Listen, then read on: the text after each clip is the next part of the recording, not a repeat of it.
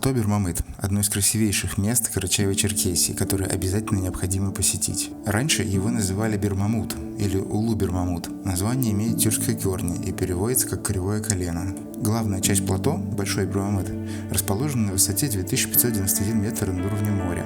Малый Бермамут расположен рядом и немного выше своего старшего брата, и его высота составляет 2643 метра над уровнем моря. На закате и рассвете вид с плато невероятно красивый.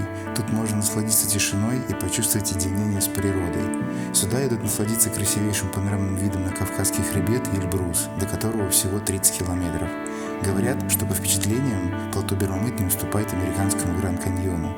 Высокий сезон здесь с мая по октябрь. Добираться до Плато Бермамыт лучше на джипе. Не рекомендую соваться сюда на своей машине, даже на джипе, без отсутствия серьезного опыта езды по бездорожью.